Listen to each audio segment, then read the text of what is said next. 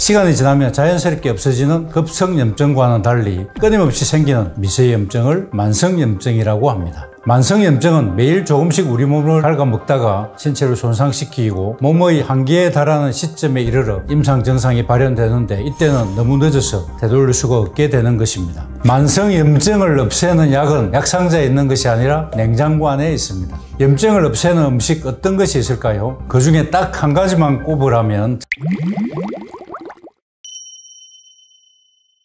염증은 신체의 방어 반응 중 하나로 생태 조직의 손상을 치유하거나 외부의 침입체에 대해 방어하는 우리 몸의 반응입니다. 급성염증은 빨갛게 붓고 열이 나고 아프고 고름이 나는 것들을 떠올리시겠지만 만성염증은 다릅니다. 미세먼지, 고혈당, 고혈압, 식품 첨가물, 스트레스 등 다양한 원인으로 몸과 마음이 혹사당하면 염증성 단백질이 아주 조금씩 만들어져서 염증이 발생합니다. 시간이 지나면 자연스럽게 없어지는 급성염증과는 달리 끊임없이 생기는 미세염증을 만성염증이라고 합니다. 급성염증과는 달리 자각증상이 거의 없기 때문에 매일 조금씩 우리 몸을 갉아먹다가 몸의 한계에 달하는 시점에 이르러 임상증상이 발현되는데 이때는 너무 늦어서 되돌릴 수가 없게 되는 것입니다. 만성염증은 혈관을 타고 곳곳을 돌아다니면서 신체를 손상시키고 세포 노화와 변형을 일으키고 면역 반응을 지나치게 활성화시켜 면역계를 교란합니다. 비만, 당뇨병 등 대사질환부터 습진, 근성 같은 피부질환, 류마티스 관절염, 천식 등 자가면역질환까지 유발할 수 있습니다. 만성염증은 암 발병률을 높이기도 합니다. 서울대병원 건강정신센터 연구에 따르면 만성염증 수치가 높은 사람은 낮은 사람보다 암 발생 위험이 남성은 38%, 여성은 29% 증가했다고 합니다. 이외에도 잇몸 질환, 대장염, 지루성 피부염 등 각종 염증 질환도 유발합니다. 불이 기름을 만나면 잘 타는 것처럼 만성염증은 지방이 있으면 급증합니다. 그중 배에 있는 내장지방이 특히 해롭습니다. 지방세포는 아디포카인이라고 하는 염증 물질을 분비하고 이는 신진대사를 방해해서 지방을 더 쌓이게 만들고 염증과 지방의 악순환이 초래되게 됩니다. 바르지 못한 식습관이 염증을 일으킵니다.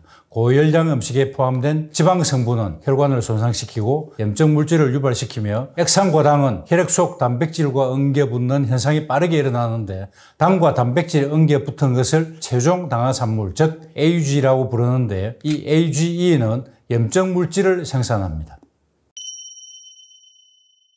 만성염증을 없애는 약은 약상자에 있는 것이 아니라 냉장고 안에 있습니다. 염증을 없애는 음식 어떤 것이 있을까요? 여러분도 짐작하고 계시겠지만 첫 번째는 채소입니다. 양파, 마늘, 토마토, 당근, 양배추, 시금치, 버섯 등이고 향신료에 속하는 채소들 즉 강황, 후추, 계피, 고수 등이 있고 민트 같은 허브도 포함됩니다. 두 번째로는 과일입니다. 우리나라에서 흔한 과일들인 사과, 감, 수박, 귤, 딸기 등이 있고 세 번째로는 견과류와 씨앗이고 네 번째로는 오메가3이 많이 함유된 등푸른 생선, 아마씨, 들깨 등이고 다섯 번째는 커피와 녹차입니다.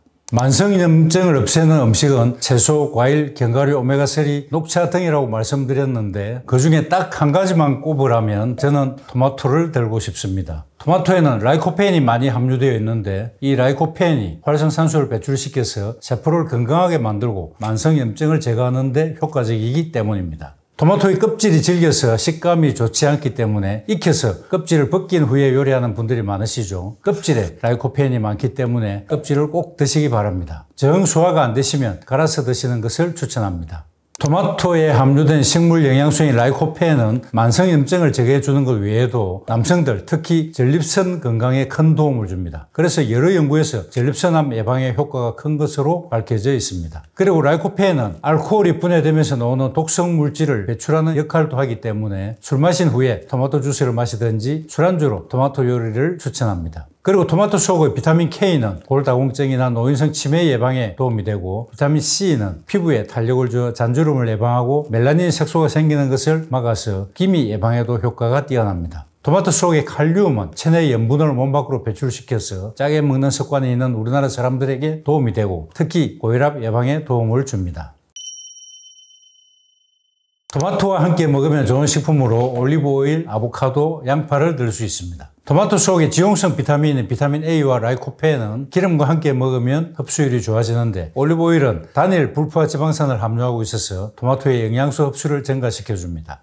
아보카도에는 지방과 식이섬유가 풍부해서 토마토의 지용성 영양소 흡수를 돕고 포만감을 느끼게 해줍니다. 양파에는 비타민C, 식이섬유, 항산화 물질인 퀘르세틴이 풍부하게 들어있는데 토마토와 양파를 함께 섭취하면 토마토의 항산화 작용을 강화할 수 있습니다. 양파는 혈관 청소부라 불릴 만큼 혈액순환에 좋은 여러 성분들이 포함되어 있는 식품입니다. 양파에는 퀘르세틴이라는 성분이 풍부해서 혈관 건강에 큰 도움을 줍니다. 퀘르세틴은 플라보노이드 계열 식물성 색소인데 대표적으로 혈관벽의 손상을 막는 효능이 있고 피 속에 나쁜 콜레스테롤인 LDL 농도를 낮추고 좋은 콜레스테롤인 HDL은 높여줍니다. 양파 속의 항화 알릴 성분은 만성염증 제거에 도움을 주고 면역을 높이는 역할을 하는데 양파 특유의 매운맛을 내는 이 알릴 성분은 퀘르세틴과 달리 열에 약해서 70도가 되면 파괴된다고 합니다. 그래서 양파의 매운맛을 제거하고 싶다면 썰어서 실온에 15분에서 30분 정도 뒀다가 섭취하면 됩니다.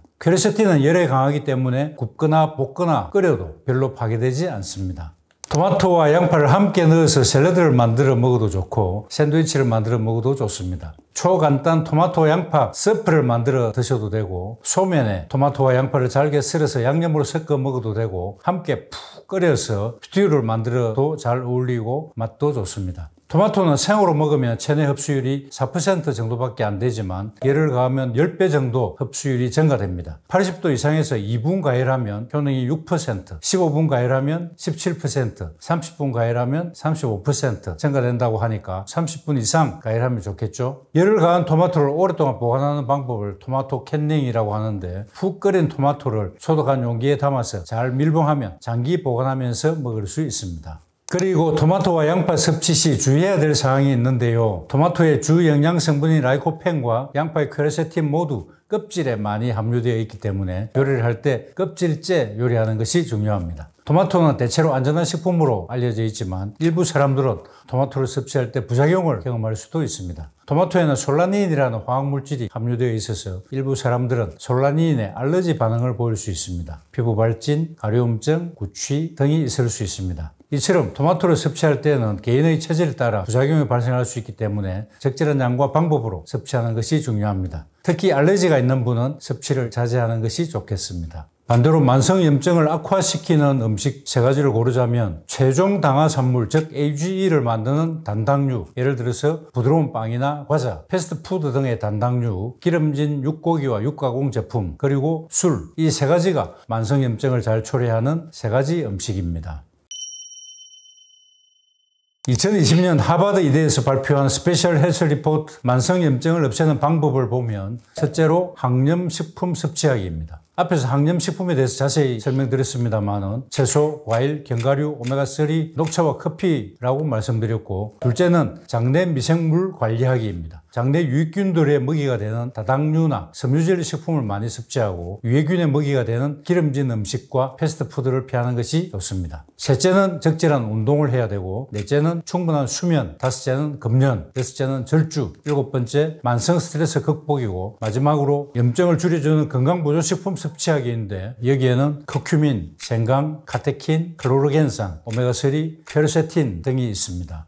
수면이 부족하면 피로가 증가되고 체중도 증가하며 심폐기능 저하와 만성염증까지 신체 전반에 대해 부정적인 영향을 끼칠 수 있다고 합니다. 실제 임상시험에서 수면 부족 시 염증 수치인 CRP치가 높게 나온 결과를 보였고 하루 7시간 정도의 충분한 수면을 취하는 것이 만성염증을 예방하는 데 중요한 것으로 밝혀져 있습니다. 수분 섭취도 만성염증에 영향을 미칠 수 있는데요. 수분이라고 하면 마시는 액체류 전부를 떠올릴 수 있는데 여기서 수분은 말 그대로 순수한 물입니다. 보리차나 감잎차는 생수처럼 마셔도 되지만 녹차나 옥수수 수염차, 커피에는 카페인이 함유되어 있기 때문에 적당히 마셔야 합니다. 수분 섭취가 충분히 이루어지면 세포 내 노폐물과 독소를 밖으로 빼내는 역할을 해줍니다. 물이 부족하면 이런 노폐물이 계속해서 몸에 축적되어서 혈액이 탁해지기 때문에 수분을 충분히 섭취해서 노폐물의 흐름을 원활하게 만들어야 합니다. 물은 단순히 생수만 의미하는 것은 아닙니다. 과일과 채소 속에는 적어도 70% 이상이 물로 구성되어 있기 때문에 생채소나 과일을 충분히 섭취하신다면 물을 좀 적게 마시더라도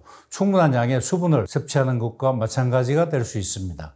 이래저래 채소와 과일은 만성염증 제거에 중요하다고 말씀드릴 수 있겠습니다.